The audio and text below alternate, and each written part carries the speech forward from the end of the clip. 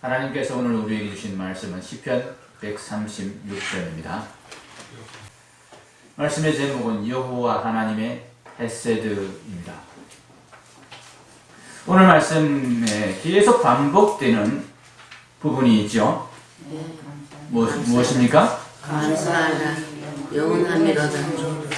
네, 인자심이 영원하라. 계속 반복되는 것이 그 인자심이 영원함이로다.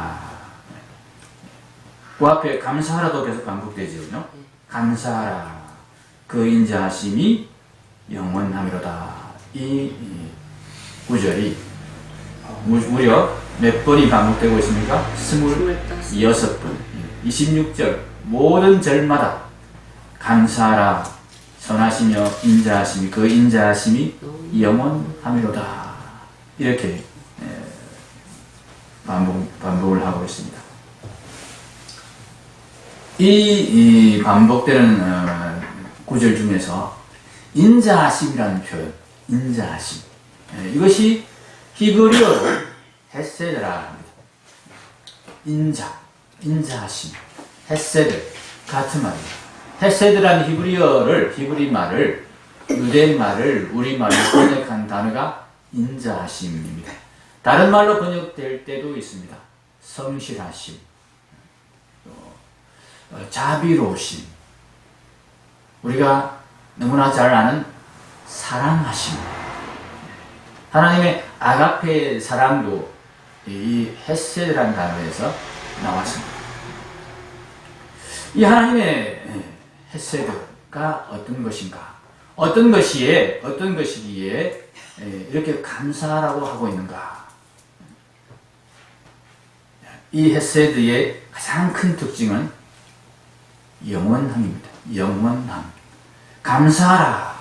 그 인자심이 영원함이로다. 앞에 감사할 제목들을 여러 번 반복해서 여러 가지를 이야기를 했습니다. 그죠? 자, 2절부터 신들 중에 뛰어난 하나님께 감사하라. 3절 주들 중에 뛰어난 주께 감사하라. 4절 홀로 큰 기이한 일들을 행하시는 이에게 감사하라. 이게 다 감사의 제목들입니다. 5절에 지혜로 하늘을 지으신 이에게 감사하라. 하나님께서 하늘을 너무나 아름답게 지혜로 지어 놓으셨기 때문에 우리가 이 하늘을 바라보며 삽니다. 우리가 이 하늘의 혜택을 바라보며 삽니다. 하늘에서 비가 내려서 우리가 살고 있고, 하늘의 공기를 먹으며 살고 있고, 하늘의 공기가 이렇게 계속 순환하기 때문에 우리가 이 세상에서 깨끗한 공기를 계속해서 마시며 사는 것입니다. 하늘을 통해서 우리가 햇빛을 받으며 삽니다. 그죠? 이 하늘이 없었다면 우리가 어떻게 살 수 있었을까? 감사해야 된다. 그런 감사의 제목들을 계속 반복적으로 나열하고 있습니다. 그런데 그 하나님께서 우리에게 주신 감사의 제목들이 그냥 한 번, 두 번 주어지는 것들이 아니고 그것이 영원히 우리에게 주어진다는 것, 이것이 우리가 하나님께 더욱 감사해야 될 제목이다. 하나님의 헤세드는, 하나님의 인자하심은 그런 것이다 하는 이야기.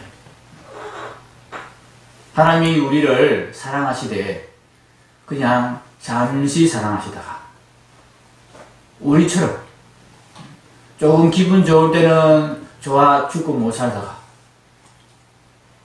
기분만 조금 나쁘면 그냥 틀어져서 서로 얼굴도 안 보는 그런 식으로 하나님이 우리를 사랑하시면 이 세상에 아마 살아있을 인간이 아무도 없을 겁니다. 그렇죠? 사람끼리는 서로 기분이 나빠도 서로를 해칠 능력이 못 되거나 또 법이 무서워서 그렇게 해치지를 못합니다. 그런데 하나님 만약 우리한테 기분이 나쁘고 우리가 믿고 우리가 못마땅해서 우리를 해코지를 하고 싶다. 그러시면 하나님이 못하실 이유가 없습니다. 누가 하나님을 맡겠습니까? 하나님의 사랑이 그렇게 우리 인간들처럼 그렇게 조석으로 변하는 그런 사랑이면 인간들 중에 하나님의 비위를 끝까지 맞추어서 이 세상에 살아남을 인간이 아무도 없었을 것입니다. 일찌감치 에덴 동산에서 이미 인류는 멸망하고 그냥 끝났을 것입니다. 하나님은 한 번 사랑하기로 작정한 대상을 끝까지 사랑하시는 분이시다. 끝까지 사랑하시는 분이시다. 이것이 우리에게 얼마나 위로가 되고 우리에게 얼마나 감사의 제목이 되는지 모른다. 여러 가지 우리에게 해주신 것 많습니다. 그러나 그 모든 것을 통틀어서 가장 감사한 것은 하나님이 우리에게 그런 사랑을 베푸실 때에 그냥 한두 번 베푸시고 마는 것이 아니라 그냥 잠깐 혹은 한 1, 20년 혹은 1, 200년 그렇게 베푸시다가 마시는 게 아니라 변하지 아니하고 끝까지 우리를 사랑하신다. 이것이 우리가 하나님의 이 헤세드에 대해서 감사해야 될 가장 큰 감사의 제목이다 하는 것입니다. 하나님의 헤세드는 그런 것입니다. 하나님의 헤세드의 가장 큰 특징은 하나님의 사랑의 가장 큰 특징은 하나님의 인자하심의 가장 큰 특징은 변함없이 우리는 변해도 하나님은 변함없이 그렇게 계속 우리를 바라보고 계시고 기다려주시고 끝까지 참아주시고 우리를 자기가 정말 우리에게 주시려 하는 그 좋은 것을 우리가 온전히 얻을 때까지 그 하나님이 주시는 좋은 것들을 다 받아 누릴 때까지 끝까지 하나님은 참고 기다리신다. 이것이 하나님이 우리를 사랑하시는 사랑의 가장 놀라운 사랑이다 하는 것을 이 시편 기자는 이 136편을 통해서 찬양하고 있습니다.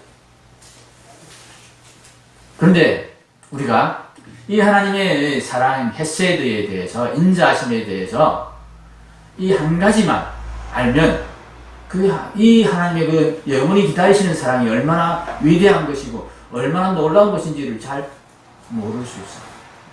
그래서 하나님의 이 헤세드 영원하신 인자하심이 내용이 어떻게 되는지를 조금 더 살펴볼 필요가 있습니다.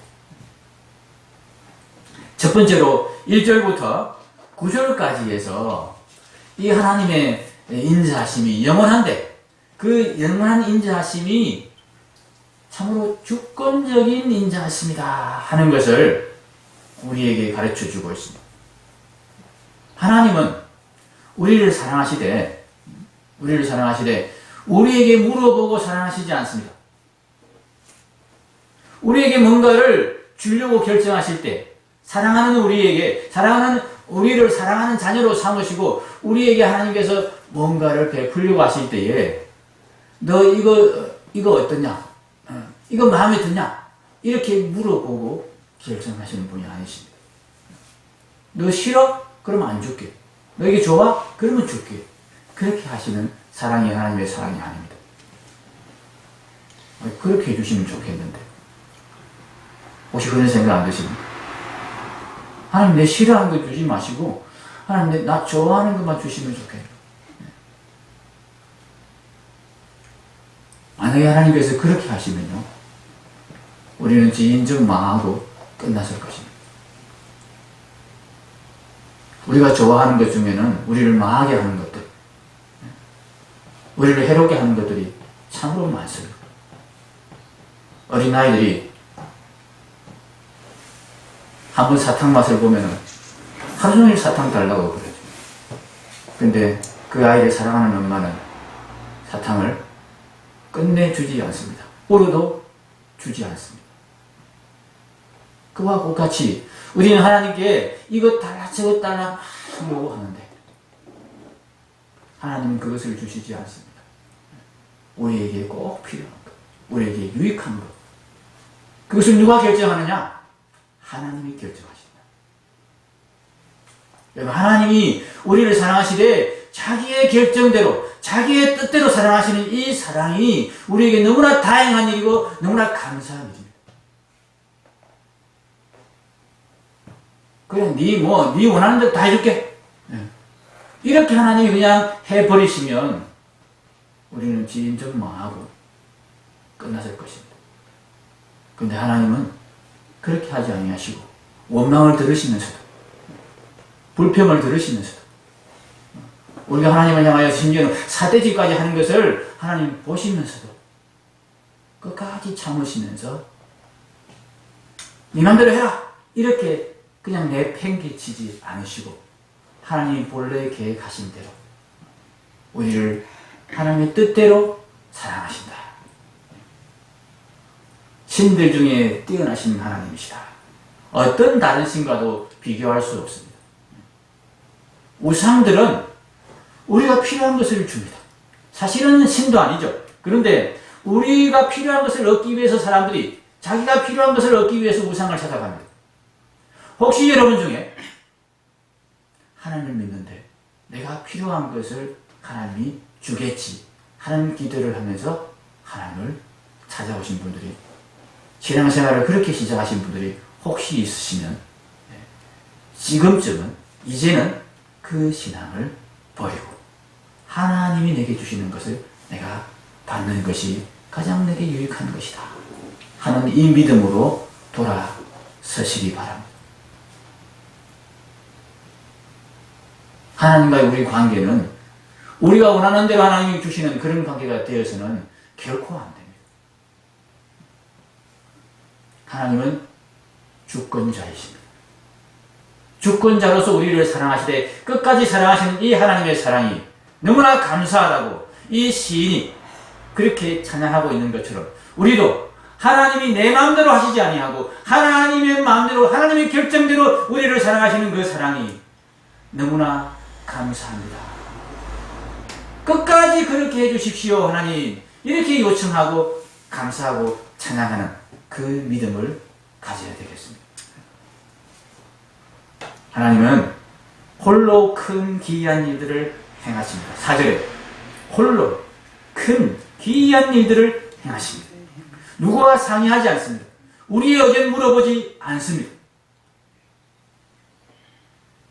왜냐하면 하나님이 우리를 지으셨기 때문에 나보다 나를 더 잘 알고 정확하게 알고 계신 분이 하나님이시기 때문에 우리에게 정말 유익한 것이 무엇인지를 너무나 명확하게 분명하게 알고 계신 분이 하나님이시기 때문에 하나님이 결정하신다.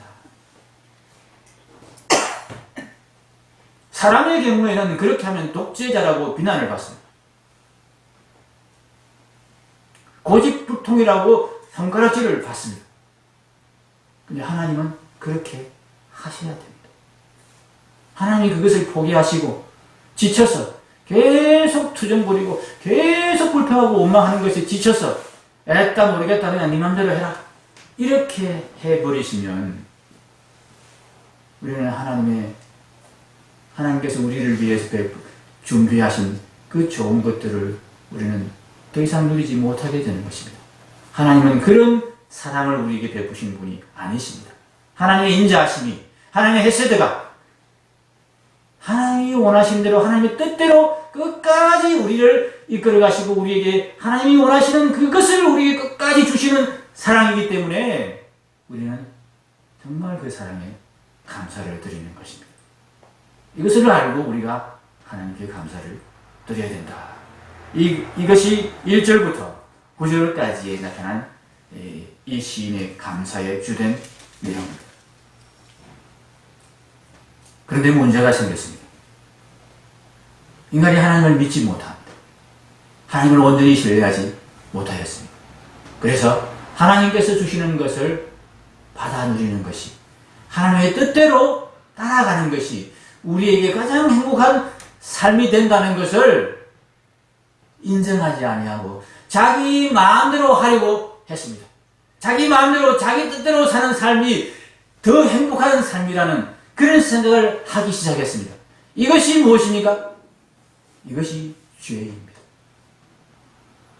여러분 다른 것이 죄가 아닙니다. 죄의 근본은 바로 이 생각이었습니다. 내 마음대로 하고 싶다. 내 뜻대로 하고 싶다.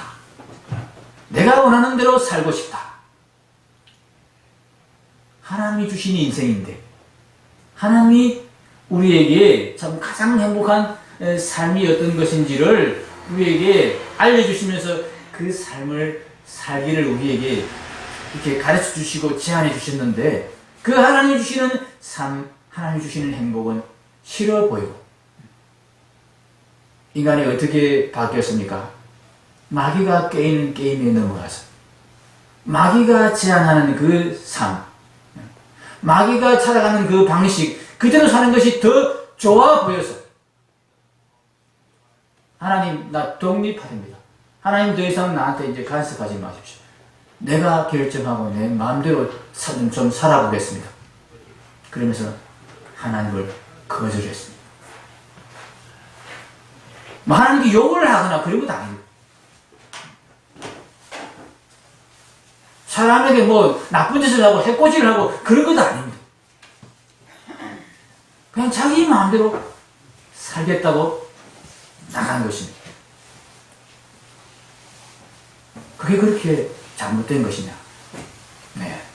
자신을 망치는 길이기 때문에 하나님의 인자하심을, 하나님의 사랑을 의심하고 불평하고 원망하는 것이기 때문에 여기에서 모든 죄가 시작되었습니다.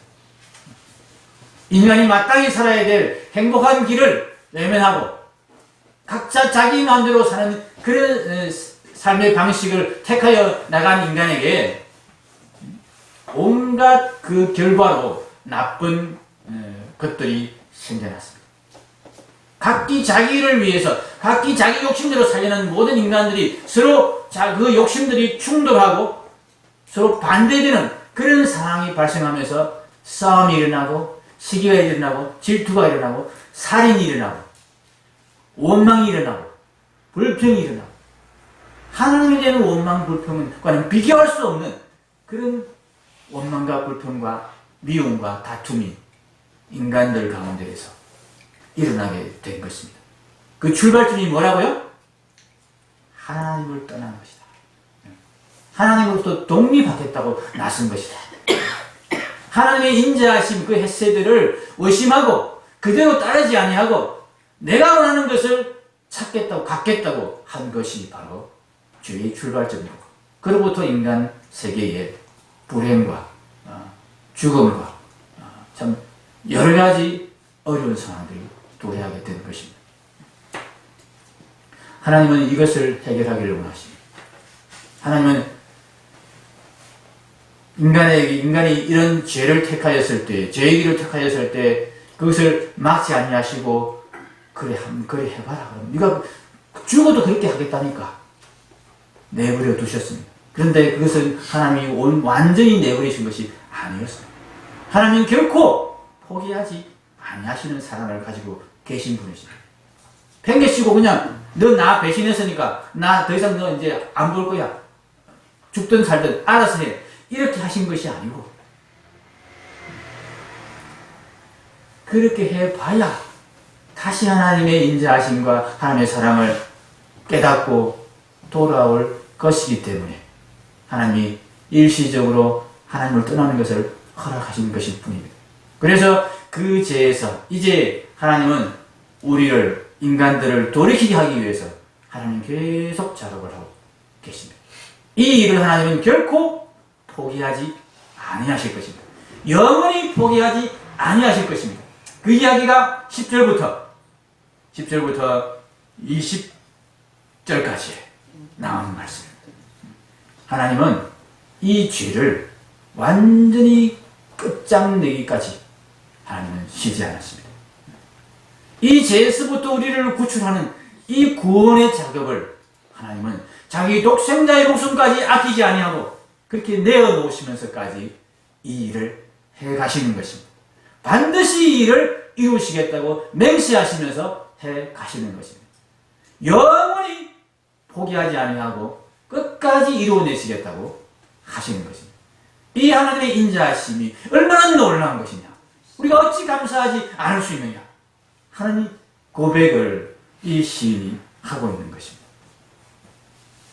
하나님께서 죄의 무서움을 알게 하기 위해서 죄의 고통을 알게 하기 위해서 택한 백성 이스라엘을 애굽으로 보내셨습니다. 처음에 갈 때는 좋아서 갔죠. 애굽에 살 길이 있는 줄 알고 갔습니다. 하나님이 일부러 그렇게 보내셨습니다. 그런데 애굽에서 얼마 지나지 않아서 이 애굽 본토인들에게 냉대를 받기 시작했습니다. 구박을 받기 시작했습니다. 심지어는 이제는 노예 생활까지 하게 되었습니다. 그 가운데서 이들이 하나님께 부르짖습니다. 애굽이 살기 좋은 줄 알고 그렇게 봤더니 하나님 아니네요. 하나님께로 돌아가고 싶습니다. 하나님 우리를 불쌍히 여겨주십시오. 그 애굽에서 하나님이 구원내시는 출애굽의 이야기가 바로 우리를 죄악에서 구원해내시는 이 구원의 이야기인 것입니다. 그래서 10절에 죄에서 우리를 구원하시는 하나님의 헷세대에 대해서 첫 번째 언급할 때 애굽의 장자를 치신 출애굽의 결정적인 출애굽의 상황을 결정적으로 결정한 사건, 애굽의 장자를 치신 사건을 언급하고 있는 것입니다. 그 애굽에서 이스라엘을 인도해 내셔서 정말 하나님의 백성이 되고 하나님의 말씀에 온전히 순복하고 이제는 내 맘대로 살지 아니하고 하나님의 계명대로 살겠습니다. 이렇게 고백하고 이렇게 결심하고 이렇게 결정하는 하나님의 백성을 만들어내기 위해서 하나님은 무던히도 애를 쓰셨습니다. 애굽의 장자를 죽이는 모습을 보여주시고 홍해를 가르시고 이스라엘을 건너게 하시는 육지같이 건너게 하시는 그 기적을 일으키시고 그 기적을 자기들도 누릴 수 있는 것처럼 착각하고는 뒤쫓아오던 애굽의 군대는 홍해에 수장시켜서 몰살시켜버리는 그런 기적을 보여주셨습니다.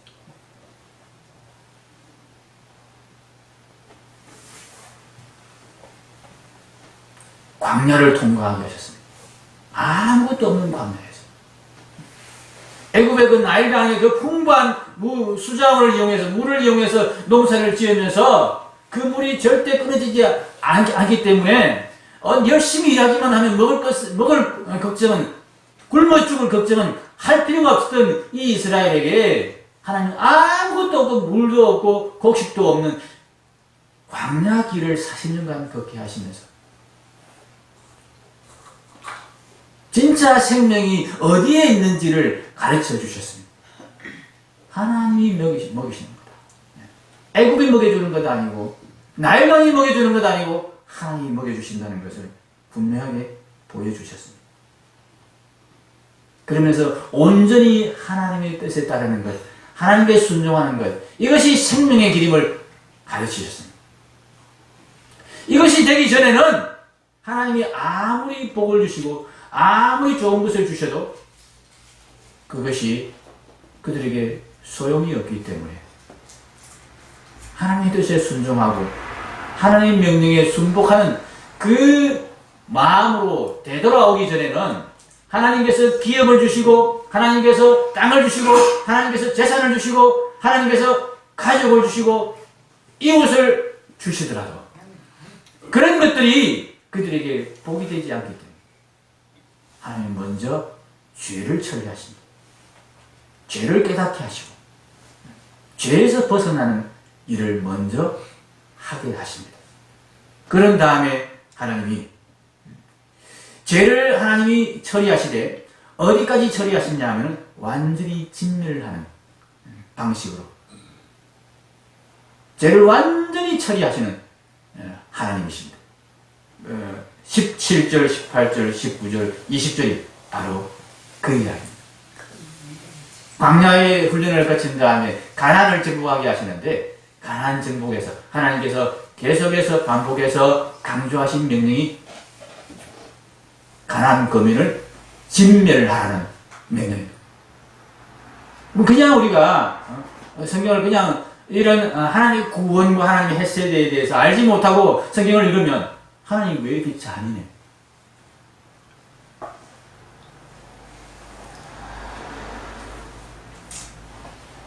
가나안 원주민들을 다 죽이라고 그래요. 심지어는 어린아이까지 다 죽이라고 그래요. 하나님 어떻게 그럴 수 있어? 자비로우신다 하나님이. 무슨 이야기냐 하면 가나안은 죄악된 땅을 상징하는 것입니다. 우리 안에 있는 죄악, 우리 가운데 있는 남아있는 죄악은 조금이라도 남기지 아니하고 다 진멸을 해야 된다는 것을 우리에게 가르쳐 주시기 위해서 하나님께서는 그렇게 하셨습니다. 그렇게 가나안을 진멸하라는 명령을 주시기 위해서 하나님은 가나안 땅이 죄로 관념할 때까지 하나님 기다리셨습니다. 멸망받아 마땅하는 그런 죄악의 땅이 될 때까지 하나님은 기다리셨다가 이스라엘을 가나안 땅으로 이끌어 들이시면서 이 땅을 진멸해라. 이 죄악을 진멸해라. 가나안 땅은 저 밖에 있는 외부의 땅을 이야기하는 것이 아닙니다. 사실은 우리 안에 있는 하나님이 주시는 우리 몸과 우리의 생각 속에 있는 죄악을 말하는 것입니다. 타락한 인간에게 남아있는 죄악들을 말하는 것입니다. 이것을 진멸해야만이 하나님이 주시는 가나안을 온전하게 누릴 수 있기 때문에 하나님 먼저 죄악을 진멸하는 일을 하십니다. 그런 다음에 17, 18, 19절에 죽이는 이야기, 치시는 이야기가 계속해서 나옵니다. 이 치시는, 죽이시는 것을 놓고 감사라고 이야기하는 이 시인이 이해가 안 될 수 있습니다. 죄악에 대한 진멸을 이야기합니다. 하나님은 우리에게 복을 주시기 전에 먼저 우리의 죄 문제를 해결하십니다. 그래야 주시는 복들이 온전히 복이 되기 때문에 그렇습니다. 죄를 해결하지 않고 우리에게 많은 것을 주시면 어떤 일이 일어납니까? 제가 여러 번 반복해서 말씀드렸죠. 그 문제가 해결되지 않은 상태에서 하나님이 우리에게 힘을 주시면, 우리에게 능력을 더해 주시면, 우리에게 영생을 주시면, 우리에게 엄청난 재물을 주시면 어떤 일이 일어납니까?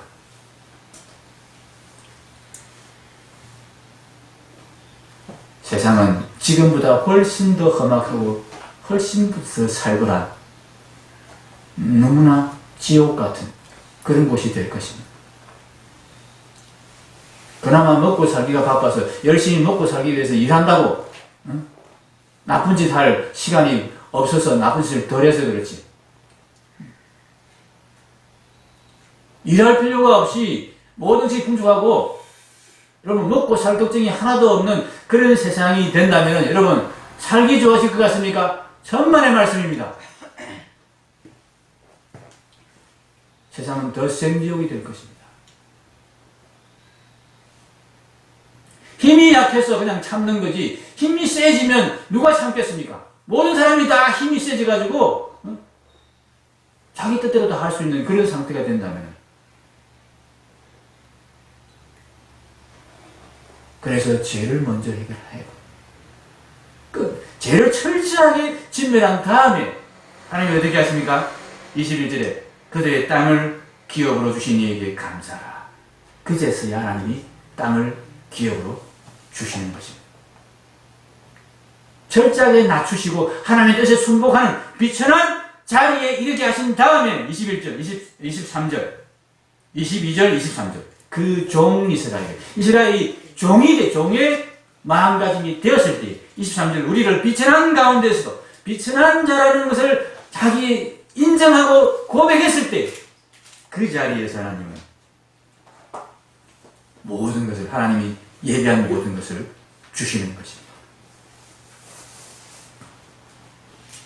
하나님은 우리에게 왜 좋은 것을 주시지 않고 왜 내게 내가 원하는 것을 주시지 않느냐고 불평하기 전에 하나님이 왜 그렇게 하시는지 우리는 기억하십시다. 하나님이 절대로 나를 놓지 아니하시고 우리를 포기하지 아니하시고 우리에 대한 사랑을 하나님은 영원히 가지고 계신 분이라는 것을 믿으며 하나님이 나를 정말 사랑하시기 때문에 하나님이 먼저 내 안에 있는 죄들을 처리하시기를 원하시는구나.